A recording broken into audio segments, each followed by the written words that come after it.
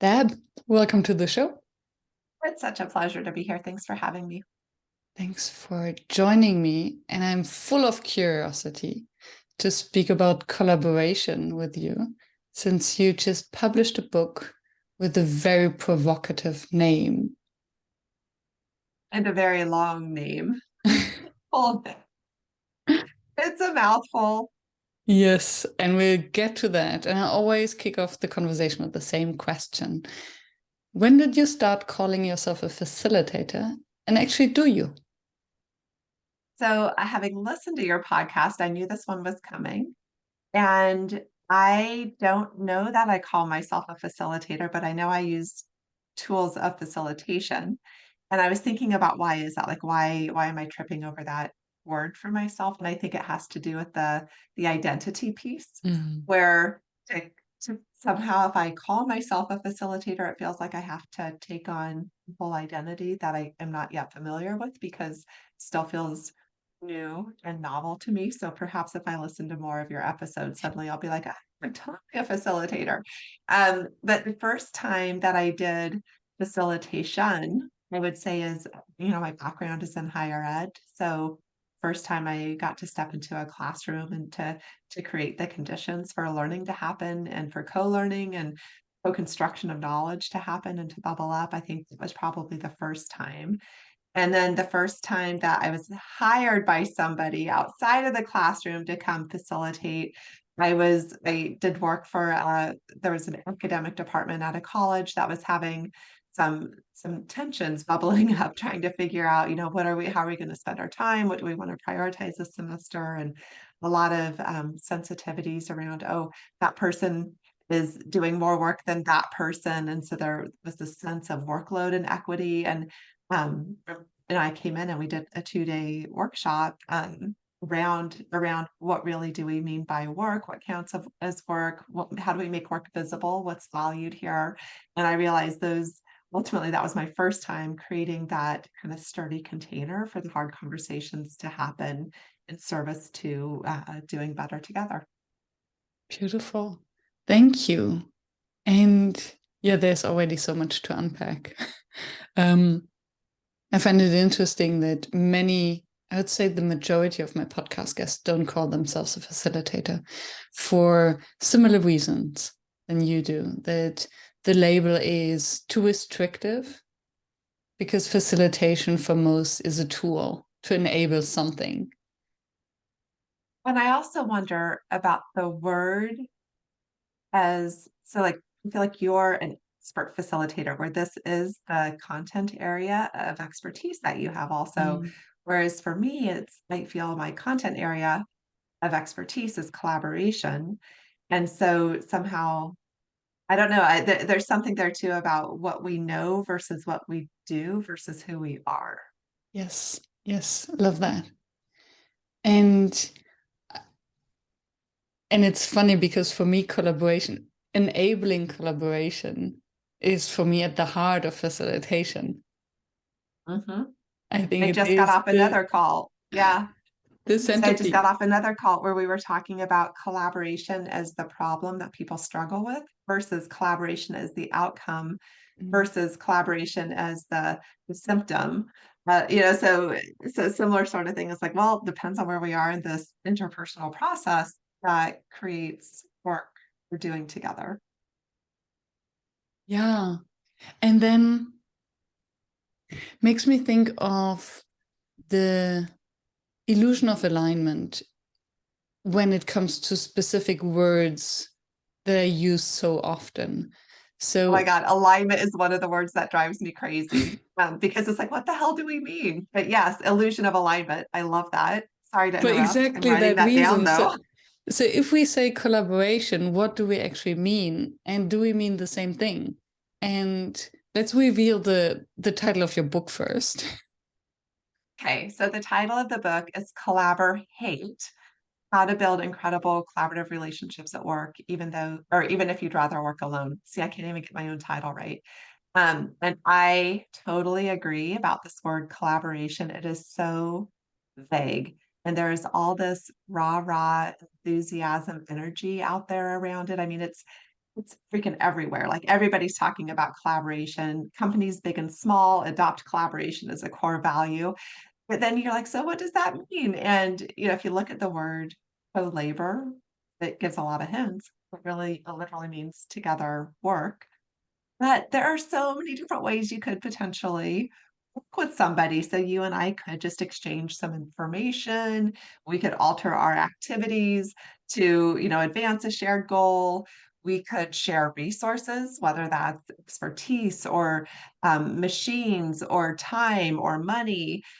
We could also learn from each other. So there are all these different qualities or characteristics of together work. And in my mind, because since I wrote a book, I of course had to put a definition in there. In my mind, collaboration is two or more people who know each other working together intentionally to advance a shared goal. So there's still a lot of room in there for short term and long term, for hybrid versus in person, for formal and informal. But at least it's a little bit more, maybe a little bit more constrained than just, oh, it's sorts of working together. I was in a conversation recently with some young workers in an office, and they told me they collaborated on the day's lunch order and on creating the wall billboard and what was going to be on the display. And those feel maybe smaller. Um, they don't feel like collaboration to me. They're like, oh no, you just coordinated. You shared some information about, what do you want on the pizza? That's not the same as figuring out how to solve the world's, biggest challenges or how to get this new amazing product to market really quickly, those sorts of things. So yeah, totally have a chip on my shoulder on what do you call it? The illusion of alignment around the word collaboration. Yes, I wonder whether there is one, but we all say collaboration, but means something different.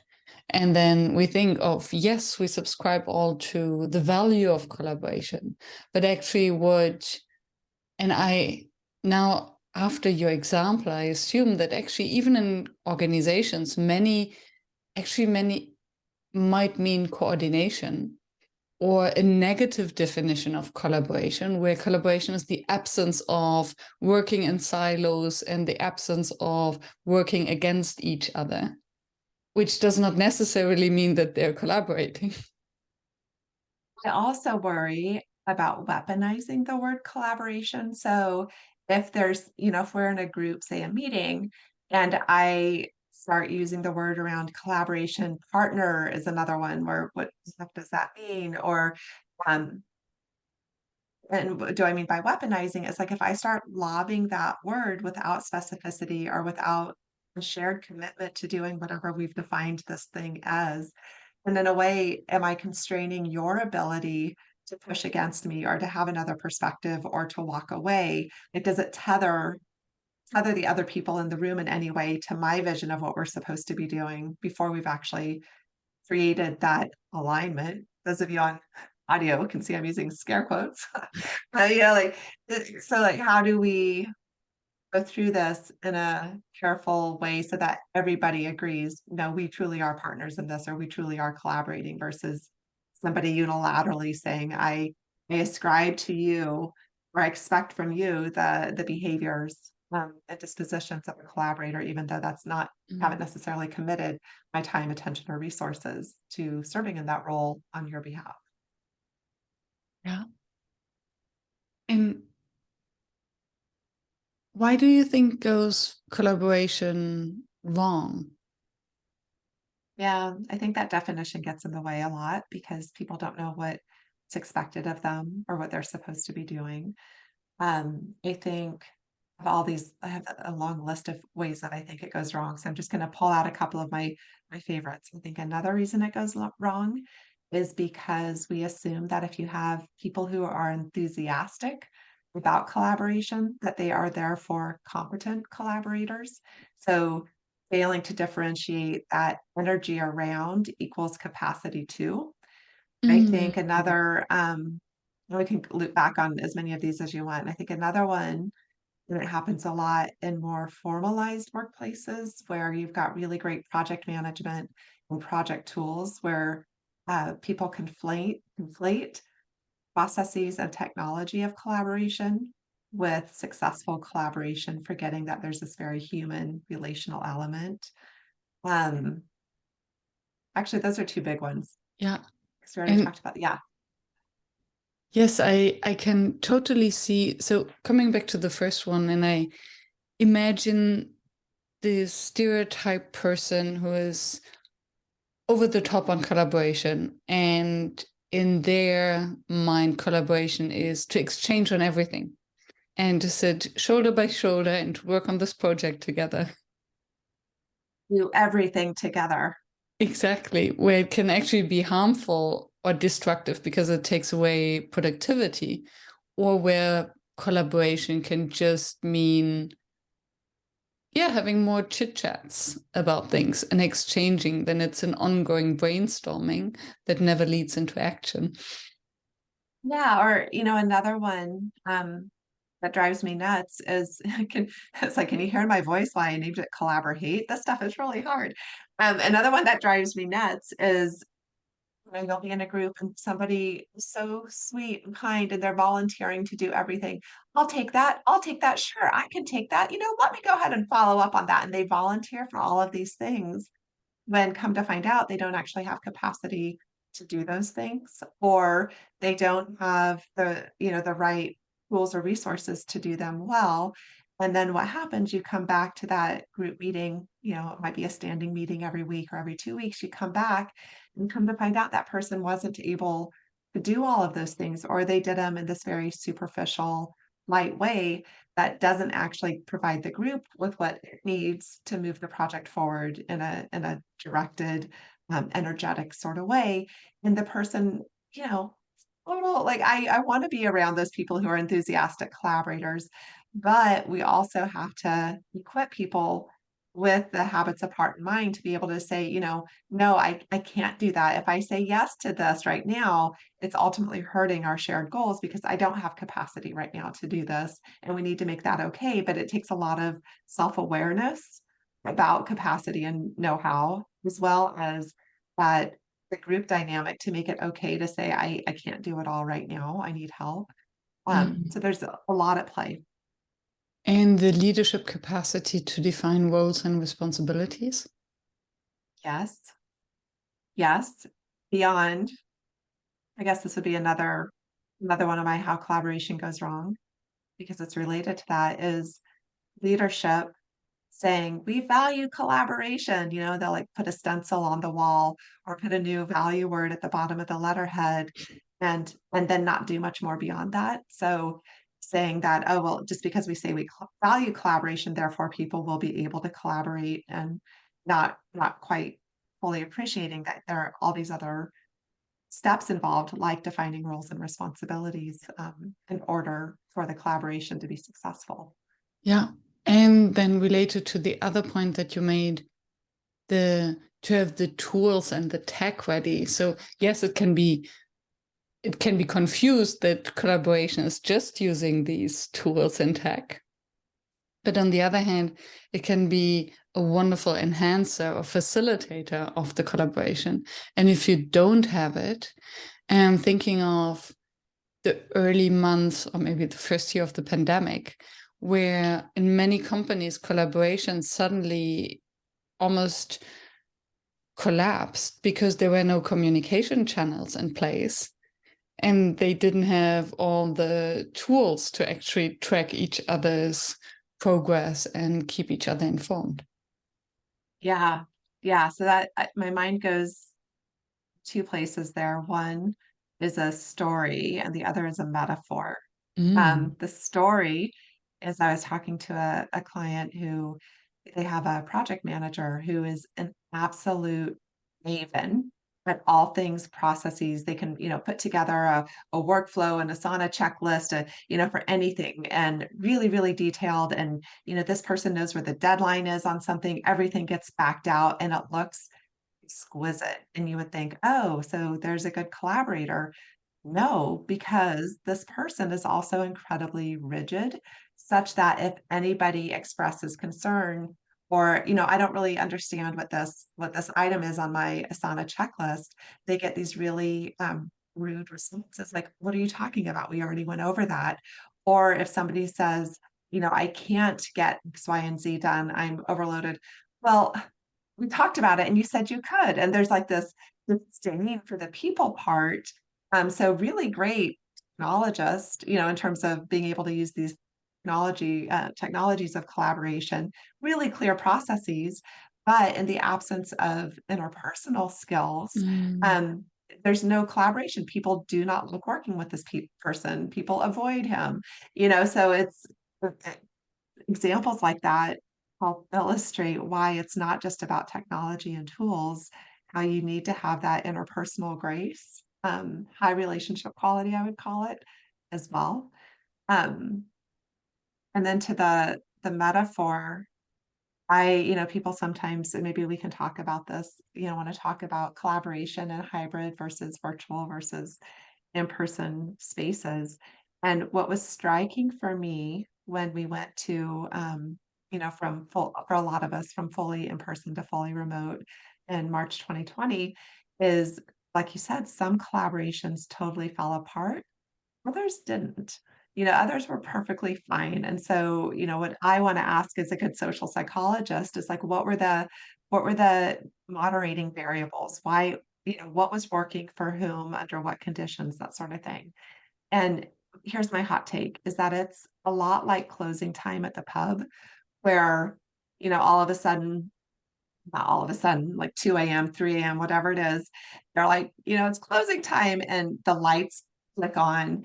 And suddenly you can see really for the first time how gross the bar was all along. So, like, there's that Yes. sticky stuff on the counter. There's like an inch of dust on the picture frames hanging above the register.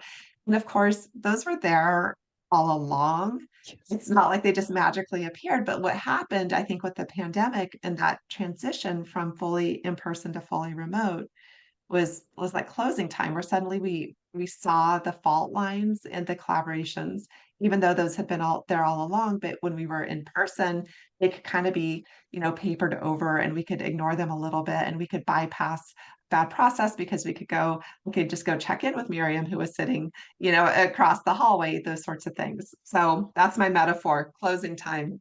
I love it. I love it. Yes, I was usually referring to an amplifier that the fully remote suddenly amplified everything that was wrong already. As if all the meetings were fantastic when we were in person. Not at all. It's just that now you realize how little participation there actually was once people come online. I love Such the a good closing word thing. for it. Yeah.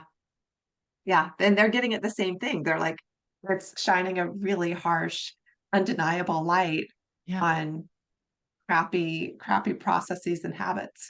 Yeah. And you mentioned a couple of times the personality of people. The one who is very rigid, although being perfectly transparent. And I think transparency and process and roles and responsibility and communication, all of these are part of collaboration. Do you think that it's something that we can learn, or is it intrinsic? Are people just, I can imagine that some people are better collaborators just because they're more communicative or clear or adaptable. Yeah, so at some point maybe we could talk about the Mashek matrix, which for me really emphasizes the learnable parts of collaboration. But then there's also this idea that, of course, all of us have dispositions. We are people with histories, learning histories, experiences, both with other relationships, including foundationally the relationships we had growing up that taught us about whether we're, worthy of love and care and affection, and whether it's okay to lean on other people, or whether other people Mm-hmm. can be responsive to our needs, those sorts of things. So those learning histories, in addition to innate personality differences, set up, I think, the dispositional aspects of collaboration. Um, so there's that. And then there's also these learning histories where if I was in my last workplace, theoretically imagine it was like this really horrible place to collaborate. And I left there with a lot of burn marks, with a lot of distrust, with a lot of guardedness about if somebody else was going to steal my ideas or place blame for failures or any of those things. Like now that's unfortunately those experiences are now in my backpack that I have to carry along with me. So all of those relational experiences we carry with us into the workplace. It's not like somehow, the things I'm struggling with on the home front with a spouse, somehow those just go away when we walk through those office doors. They certainly don't go away when we walk through just over to the kitchen table to turn on the Zoom meeting, as opposed to like, I don't know, turn the other way and see the laundry pile. But those things they're present, they're with us, and they're real, and they totally influence how we approach and engage our workplace relationships, i.e., collaborations. So how can we take this then into account? Because then suddenly now I realize what a big ask it is to participants to step into a workshop and there we are, the facilitators. Let's collaborate and let's share our ideas. Let's challenge each other ideas and build on what everyone said and feel safe. How can we then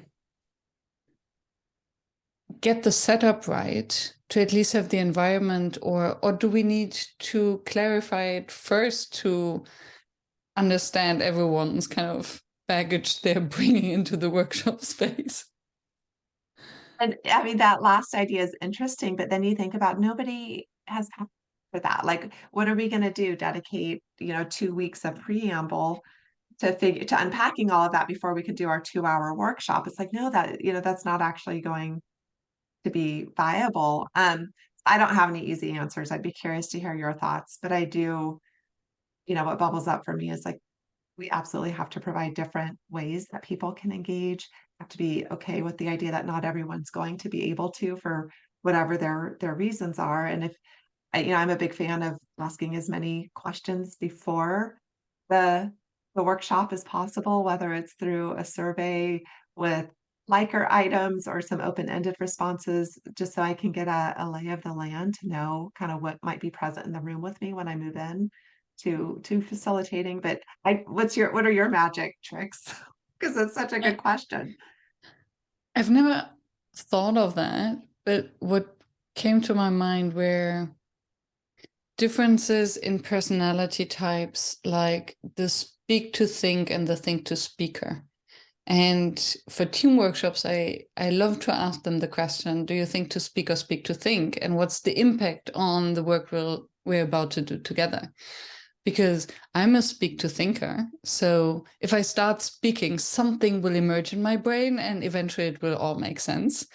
But someone who thinks to speak, they might get so frustrated to just listen to my blubbering.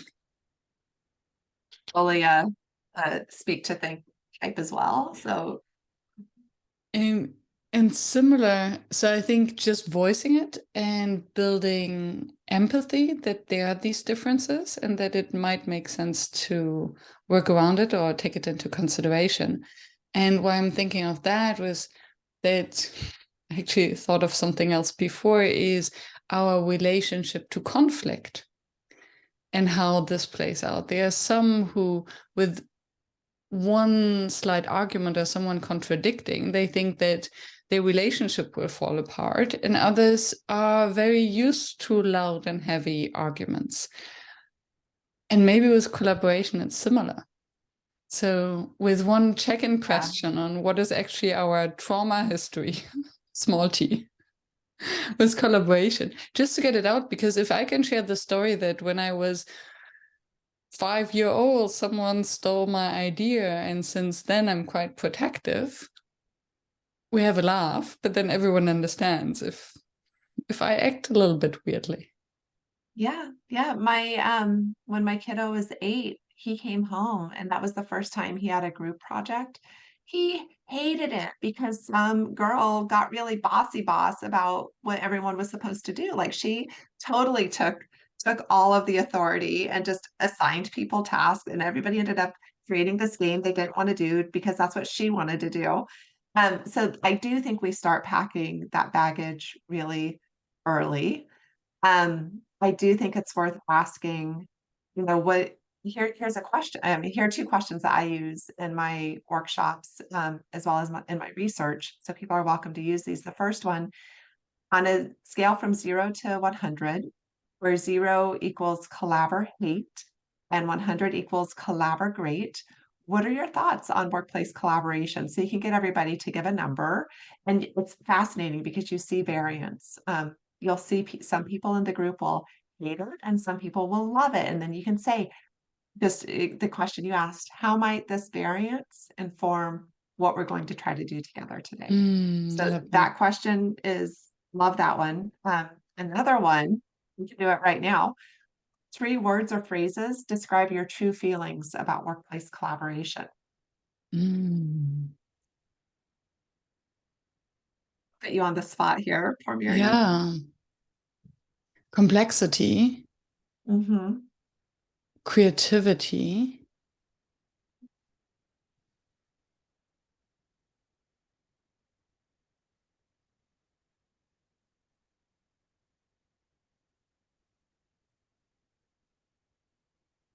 I love watching your mind at work. This is fun. all the different corners where my Yeah, thinking yeah. goes. Um, creativity, what did I say? I said creativity and complexity and productivity. Yeah. Yeah, so a couple positives in there. I think I might tag complexity as having some positive and negative, perhaps valence around that. It's going to take effort. It's going to take, there's the possibility there for confusion or for a lot of care and conscientiousness to get all the C words out. So what we do sometimes in, a group setting is I'll just throw those into a word cloud and you can start seeing different words pop up and elevate. And in the research, what I see is people use a lot of positive words like promise and potential, and it's fun and it's inspiring, but there are also these negative words that pop up like it's risky, it's hard, it's confusing, things like that. And so to highlight that for the group, to say, this is not kumbaya, everything's going to be, icing on the cake, that it's so easy to work together. This is like the bee's knees, but to say, so why the heck are we doing it? What's at stake if this goes really well? What's at stake if this absolutely, the bottom falls out of it? And what can we do now that we know that people have some apprehensions? What can we do as a group to protect against those? Or how do we take care of each other?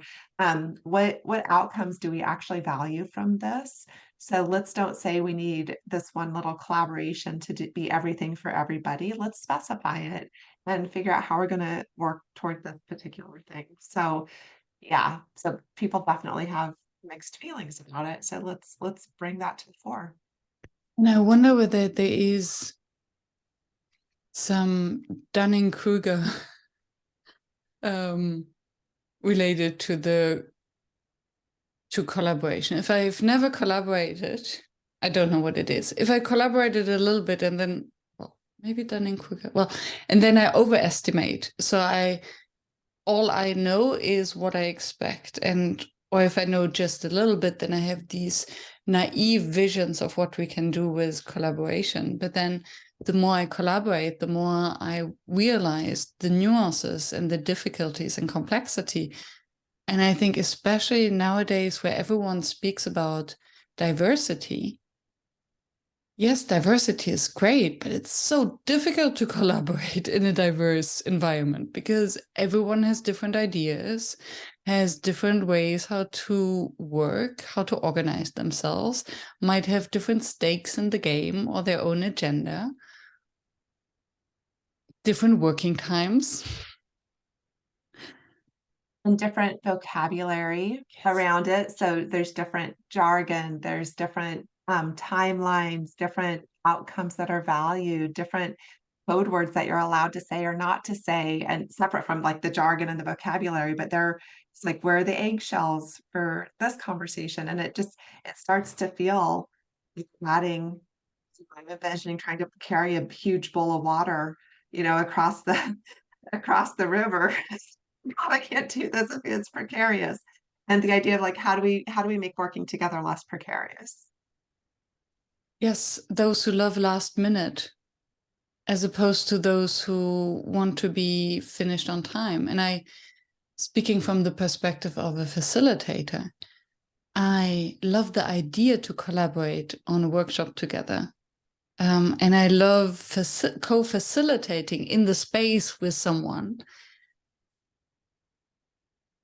But the process of developing a session together, with me rather being intuitive and maybe last minute, and then maybe someone wants to be finished in advance, wants to have lots of calls and talk everything through, and me thinking, I don't have time for that. Let's wing it. Right. And it starts to feel really heavy and onerous for you. And then the other person, because I'm on the other side, I would start to be so stressed out the closer we got to it, like, oh my gosh, we still haven't had the call. We don't know what we're going to do. I have an example of this. I was co-facilitating a workshop with somebody from a particular industry, and his job was to write a detailed case study applying our concepts to the industry. And we talked about it, and he was totally all in. Yep, we're going to do that. I'm going to do that in a week before the facilitation. I was like, okay, so I haven't seen a draft yet. Can I see that? Because I'm going to need it for what I'll be doing next. A couple days before, I haven't seen it.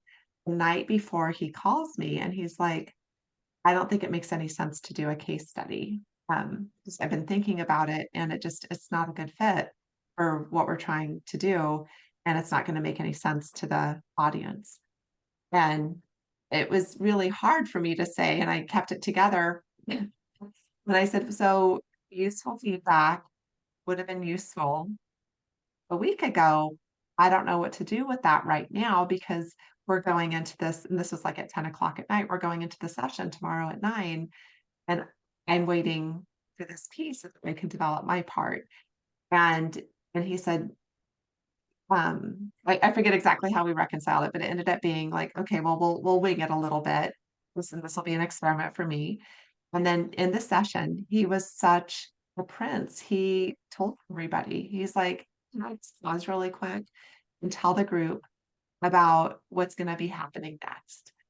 And he used it as a teaching moment about our collaboration, to this group of industry professionals, and it ended up all working out, but I don't remember how that phone call ended the night before, but it was just one of those things, like, I loved the idea of co-facilitating, and then it got really scary for me, as we got closer.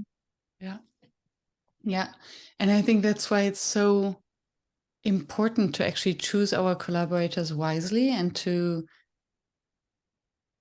have an open, honest conversation on what we need in order to feel comfortable, because none of us wants to have sleepless nights before, although we might be different. And I think the diversity and the different personalities are really what are enriching the session, if it's a live session afterwards, or in any collaboration. That's what brings the extra spice in it. But if it's hurtful and painful and draining before that. And a couple things on that. We know that the higher our relationship quality is with our collaborators, it correlates with lower anxiety, lower depression, more workplace satisfaction, less likely to be out looking for a job. So you don't want your collaborators in the workplace having sleepless nights, because that means they're at flight risk, or, frankly. So there's that. And then I love this point about, when should we say no to the opportunity to collaborate? Because Mm. I don't think that gets enough airtime. It's like any other relationship. You wanna be opting in intentionality. You don't wanna just settle for, the spouse, or just, settle for the best friend. It's like, no, develop that relationship in a real way. And so, um in the book, I talk about when to say no to an opportunity to collaborate. And the first is just four questions you can ask yourself. The first question is this opportunity actually aligned with my values and interest? Mm. Because guess what? If it's not, I don't care if you're like the most skilled person and you'd be working with the most amazing collaborators, you're gonna burn out. You're not gonna have fun doing this thing, or you're gonna feel like it's taking away your attention and resources from the other things that you really care about. So when we have discretion, saying no to the things that are not value aligned are important. Um, the next question is, do I actually have the ability to contribute meaningfully to this Mm. collaboration? And by that, I mean two things. So, do I have time for this? Because how often do we end up saying yes to things that we really don't have space in the proverbial plate for? And what it means is we stress ourselves out. We're also likely burning bridges with other people because we're not able to do what we've said we're going to do as meaningfully or as deeply or as well as we know and they know that we're capable of. And so it looks like we're, giving this shared project a short shrift. I also mean by are you able to contribute meaningfully? Heart of hearts, do you really have the right skill sets um, this project needs? Like I'm going to bring some unique added value to this shared work we're doing. I think that's important. Um, Number three would be, does the other person actually have the capacity to contribute meaningfully? Meaning, if they're a flaky collaborator and you know that they drop the balls and don't do what they say they're going to do, and you've seen this across multiple projects, guess what? The best predictor of future behavior is past behavior. Pay attention to that. Give yourself permission to pay attention to it. And also, do they have the time? So we all know those people in our worlds, and I worry that I'm one of them who's just like busy all the time, and it's hard to get on the calendar for the 15-minute check-in. um and so it's if Yeah. that person is going to be your partner, do you really want to go all in with them knowing that there will be repercussions for you on their capacity issues? I know I said there were four and I can't remember what the fourth one is off the top of my head. I'll find it. I'll just grab a copy of the book here and look. But You want yeah. to look it up? We can cut the time short. Oh, sure. I forgot about that cool option. Da da da, flipping, flipping, flipping. Which opportunities is so funny. I'm like, yeah. Self-interest, we did that one. Meaningful contribution. Oh, and then the fourth question has to do with resources. So, are the resources that are available actually aligned with the scope and the vision of this thing that we're Mm. going to be trying to do together? And it's not saying that you can't create amazing things on a shoestring, because I think you absolutely can. But if you can bring on resources in advance, imagine how much easier it'll be to do this complicated thing of collaboration. Yes. And you don't want to get into a fight or frustration because all of these visions and ideas cannot be implemented because of external restrictions and challenges. Yeah. Yes. And I think we there is a general struggle to say no,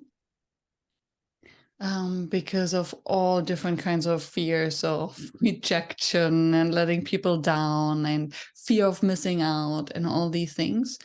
And I think what we often, or including myself, what I often forget is, if I say yes to that thing, what am I actually saying no to? So, what are the opportunity costs of a collaboration? And I think that's something that we often forget. Because then, as you say, sometimes it's just the 15 minutes check in or just the extra reading. And if this frustrates me all the time and I'm taking away this time from something that I'm actually passionate about, it cannot be Yeah, healthy.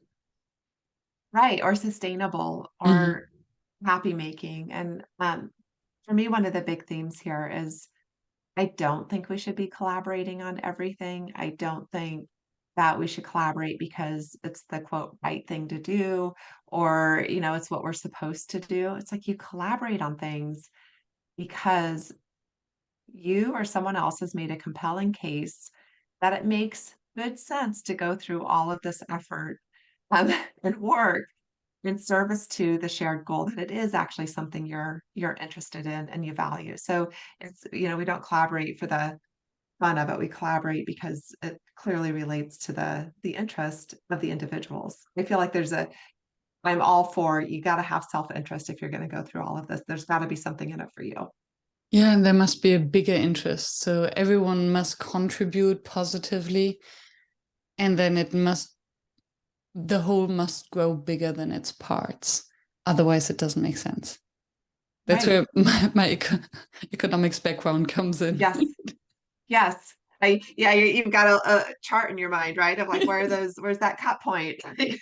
Yes. What are how can organizations create the environment context or the ecosystem where collaboration can potentially flourish so that collaboration becomes possible beyond just the extra bullet on the letterhead, as you said? Right, beyond a name only. And I love the word ecosystem there. Um, as a social psychologist, the lens I go through the world with is this idea that our behavior is a function of who we are and the environment you're in. So if you want the collaborative behaviors that we're all celebrating, for me, it starts with hiring and providing professional development to the people so that they can be good collaborators. So hire good collaborators, invest in development as a collaborator. Um, and then that idea of the person and the environment, when I think about the environment, there are kind of these three layers. One is who have I surrounded myself with, so that the social environment, so other people who value collaboration, who are likewise invested in developing themselves as good collaborators, good communicators, good follow through, basic project management, basic time management, those sorts of things that reduce the friction when it comes to working together. Then another piece of that environment is providing, as the organizational leader, providing the tools and insisting on the processes that are going to make it easier to work together. So whether it's project management, a known project management structure or a known way of bringing people together in a workshop setting to think through what could we do together, how are we going to do it, um, having the right tools, whether it's access to like you said, when we transitioned to remote in March 2020, a lot of people had never played with Zoom before, and suddenly we had to get this new tool to make the Mm. collaborations possible. Well, some people didn't even have each other's phone numbers. There wasn't a contact tree, like old school trying to get together the baseball team. Like, do we have people's at home cell phone numbers? Where is that stored? It's somewhere in HR. Are we allowed to share it? These really basic ways of how do we now allow people to communicate. And that to me is part of that environmental piece around the structures we put in place to facilitate collaborative work. And then but the kind of the outer layer of that ecosystem, so thinking, kind of the onion piece, I think about what culture really means within an organization and what does it mean to have a quote collaborative culture beyond, the bullet point on the letterhead. And there's another social psychologist who's done some thinking around this, around the open science movement, which is neither here nor there, but he has these really five fabulous questions that he and his colleagues ask. This is Brian Nosek, and he and his colleagues ask about whether or not science is transparent. I think work beautifully when we think about whether or not collaboration is part of the culture in an organization. The questions are, is it possible in the first place? Is it easy? Is it rewarding? Is it normative? And is it required?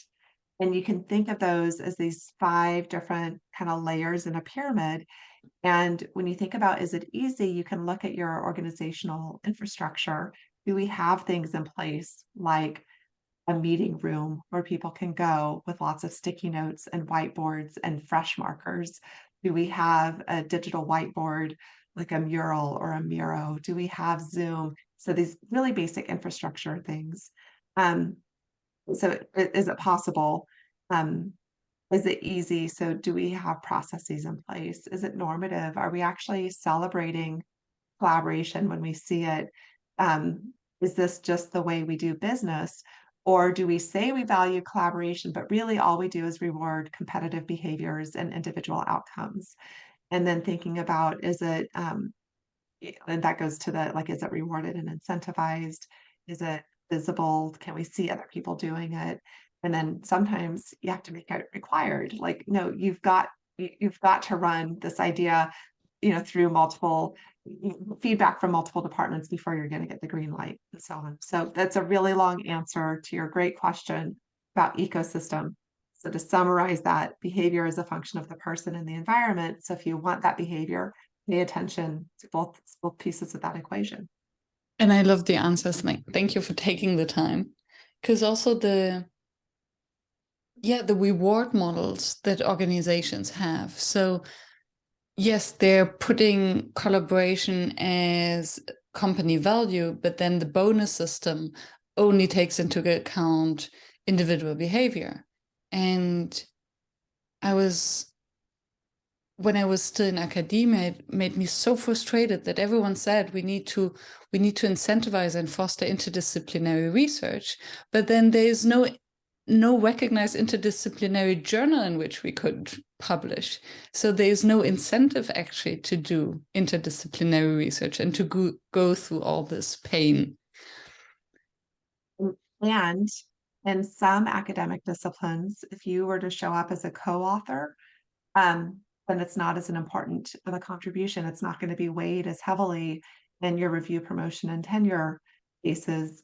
And others, like, oh, if there are 20 authors, oh, you must not have done anything. So in psychology, there's and some other social sciences, a move toward these really large scale replication studies where you'll end up with like 20, 50 authors. And there are some people who are like, well, those don't really count because what are you, number 36? Like, did you really do anything on the paper? Is that really valuable?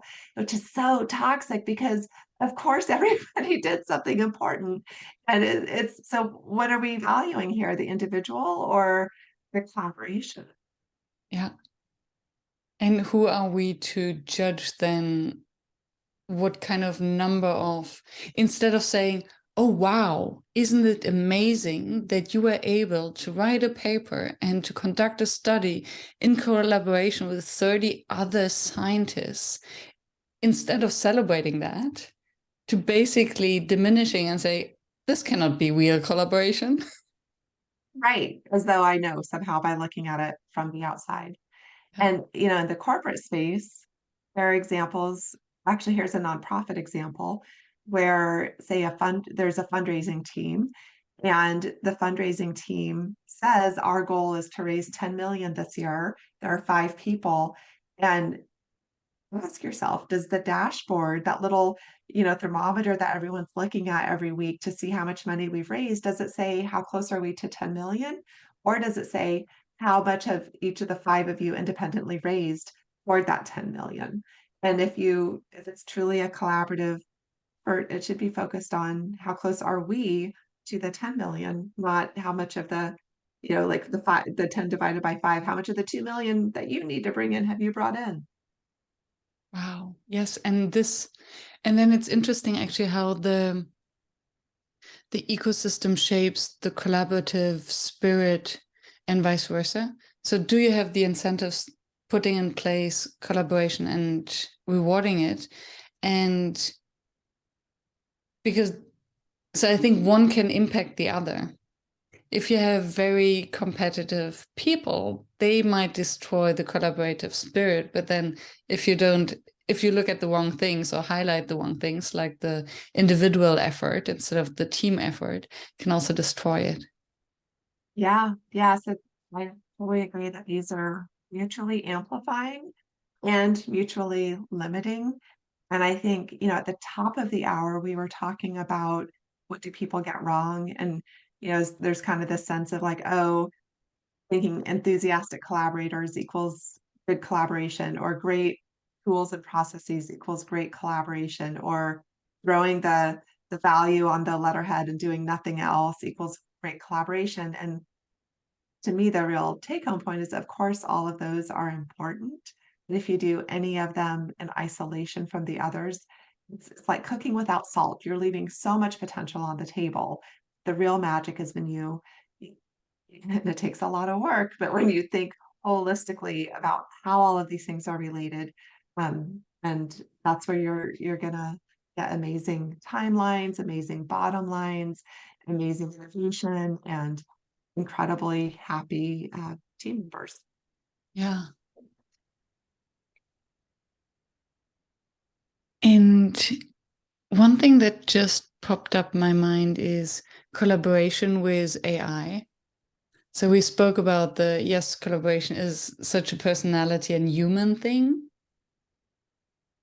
What are your thoughts on collaborating with AI, with ChatGPT? What can we learn about collaboration? And how do companies actually need to change their ecosystem or inform their people to be ready for that?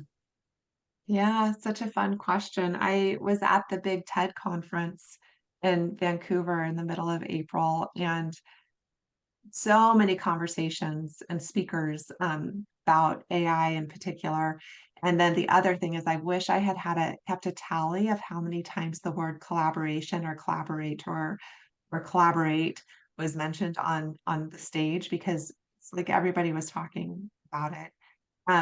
This idea of, so what does it mean to collaborate with, and I'll maybe broaden it a little bit to say collaborate with technology, Mhm. or, in a more general sense, because there are so many industries where the humans and the robots are intimately collaborative already, where this is just already set up, or where people are, co-authoring with Chat GPT or other AIs, or where, technologists are using, or artists are using, different artificial intelligences to create, deep fakes where it looks like somebody from your past is there with you having a conversation, but it's just a really good skin on an avatar, those sorts of things. And I think, my in my heart, I get nervous, and I'm so excited to see what happens.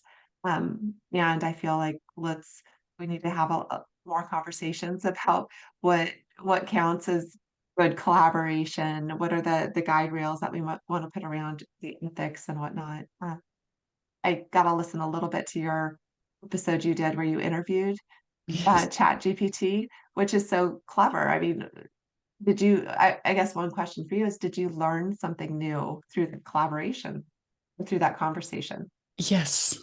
So many levels. And I think the least I learned was on the content. So this was one of the biggest learnings for me, that a good conversation is not about the content. It's about all that happens around the content and the dance, the inspiration, the wonder, the curiosity. This is what makes a good conversation, I think. Yeah, That a good conversation helps you think further for yourself and not necessarily just absorb more knowledge. mm, I And love that. yeah. And the other thing that I learned in the conversation and my collaboration with ChatGPT afterwards was how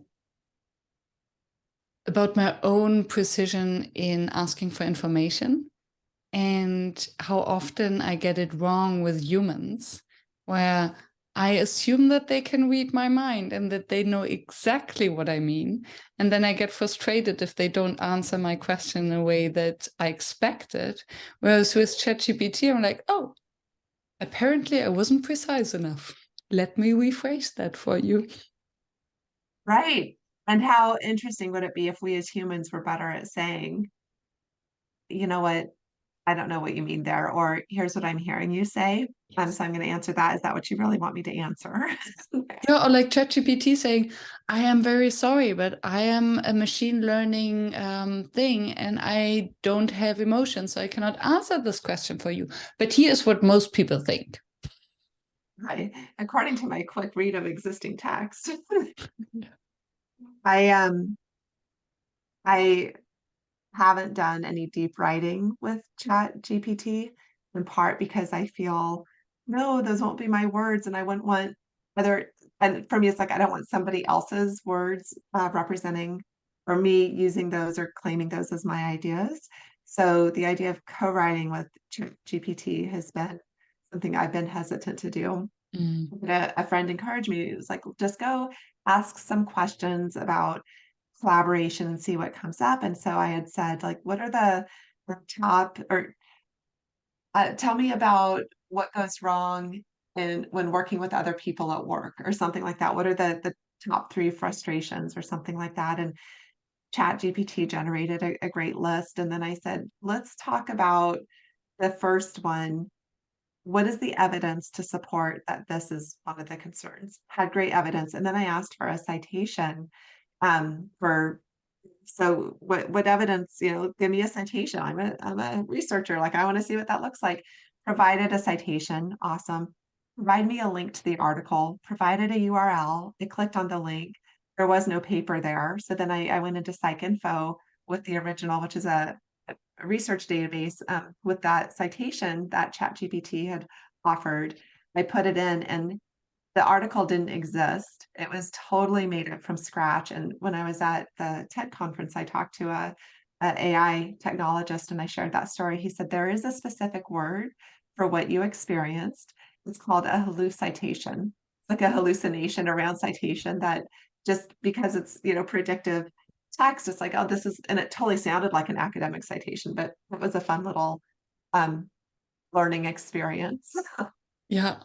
Yeah, it's I love it when this happens. Well, I love it and I hate it. It makes me laugh because it how ChatGPT just invents information and just It shows, sounds good. yeah.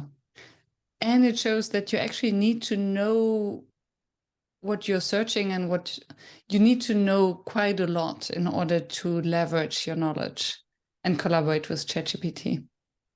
Because Yeah. otherwise you fall into the trap that you're not sure what you're actually relying on. Right. So that whole idea of being a critical thinker and being discerning about your sources and how do you verify? Those are all really good skills of the mind that we teach in middle school and high school and college, and now it's ChatGPT is creating another way we have to be thinking about that. Yeah, yeah. According to you, what makes a workshop fail? Uh, so for me, so the workshops that I'm doing, like when I'm in it, it's often not about something just about what's happening inside the room. So it's not a closed container. There's something that needs to happen afterward. Um, but we're creating a plan to go do something, or we know we have this need. We're trying to figure out which of 10 options we want to pursue, and then we have to go do it. So for me, what makes it fail is when the energy and the enthusiasm and the interest and the work that just happened in the room doesn't carry forward into directed action towards some sort of shared goal. So yeah, that's when come on, we have a thing, like to do the thing. Um, and if that doesn't happen, that feels to me like that.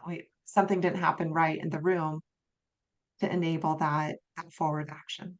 Mm, yeah, and it happens so often. It's so easy to get excited and to be in this protected space where you get to be there with other people and think just these big thoughts and block out the outside world. It's so easy to then walk out the door and the next day all these big aspirations fall by the wayside. Yeah. And I wonder whether it has to do with the parameters that you cited that we need in the ecosystem for sustainable collaboration.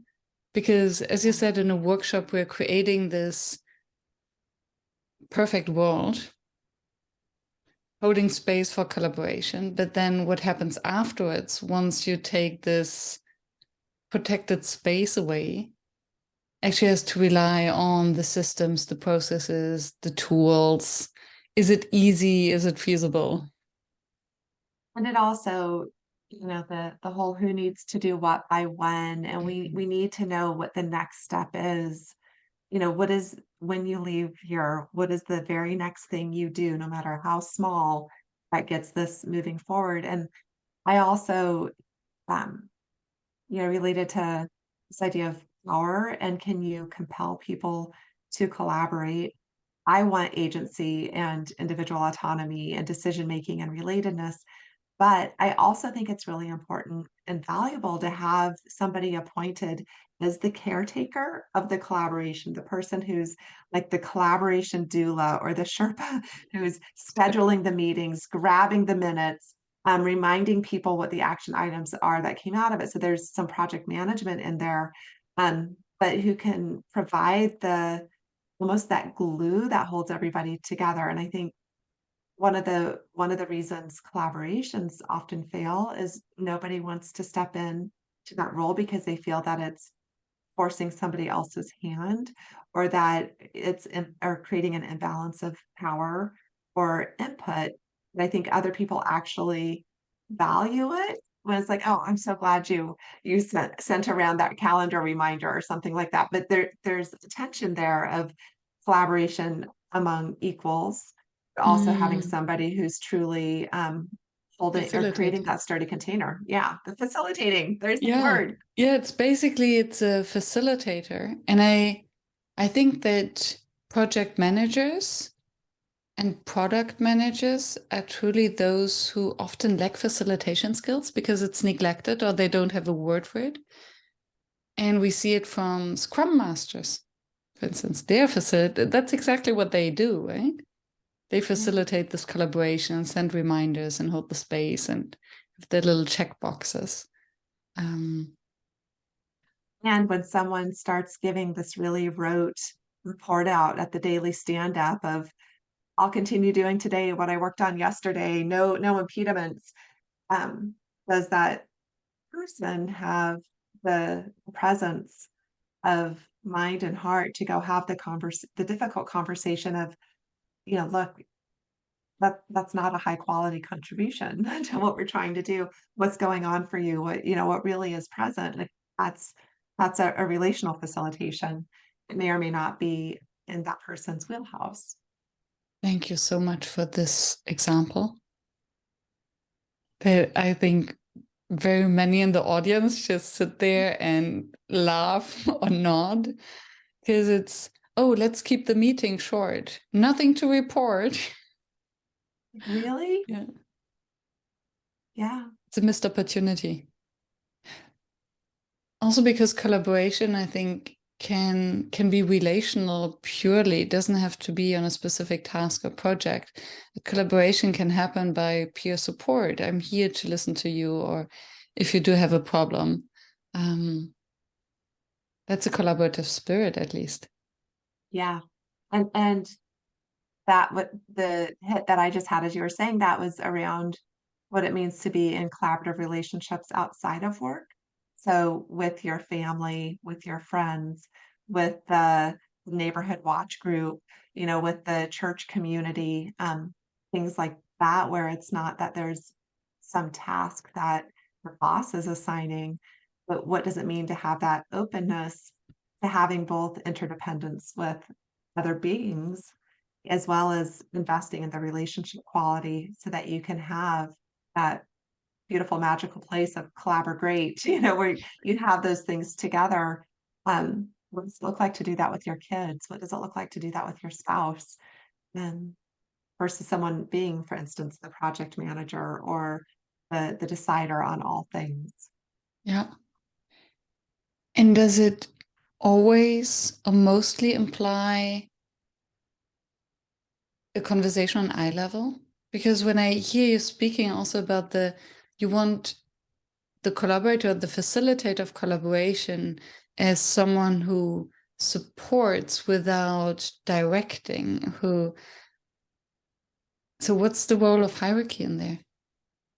Yeah, this gets to, if I can anticipate one of your other questions about what's most challenging Yes. for me in facilitating.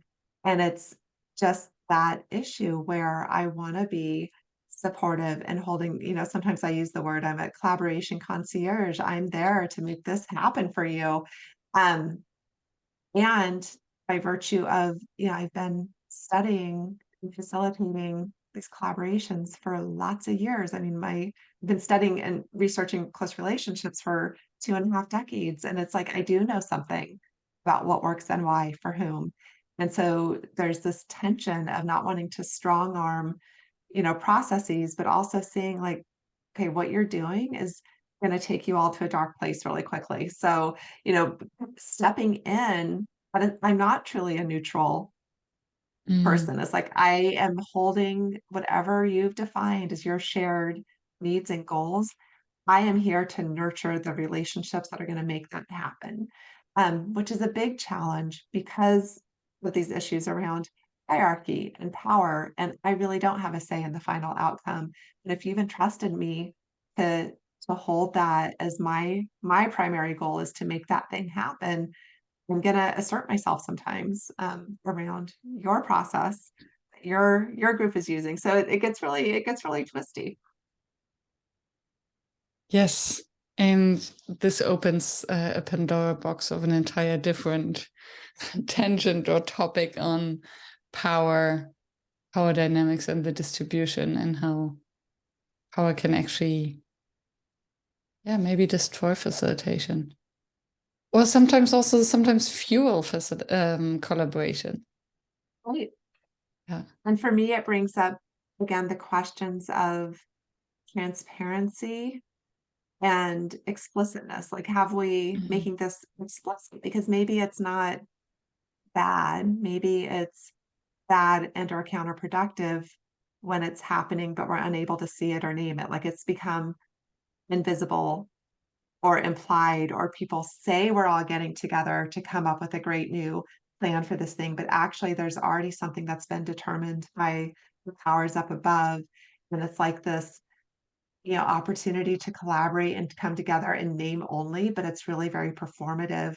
And it's not going to be listened to on the back end by the executives or the administrators. That drives me crazy because it's like, okay, well, what you're doing is burning all the bridges and trust with those people who are investing time and attention and hope and possibility in this shared work. And if you do that, they're never coming back on. You're not going to get that back. Yeah. So there's a lot at stake. Yeah. Um, we call that fascipulation, facilitated manipulation, when actually everything has been decided already and you just have the theater. Wow. That is Yeah. such a good word for it. I like the theater. And how do you say the other one? Fascipulation. As if you said, right. Yeah, that's really good. Thank you. Thank you. What a topic. And I just yeah, invite the listeners to get a copy of your book, to dive deeper into the concepts of collaborate and collaborate. Yeah. Yeah, thank you. And take a look. And I love being in conversation with people. So reach out either on LinkedIn or you can subscribe to the newsletter. It's just a twice monthly where I'm always trying to give a concrete tip about how to do this whole collaboration thing better. And I don't know if it would be useful, but I do have a cool image of the ecosystem. Since we talked about an ecosystem model, I happen to have one. So I can send that to you and make it available to people if they'd like to take a look too. Awesome. Thank you so much. Thank you.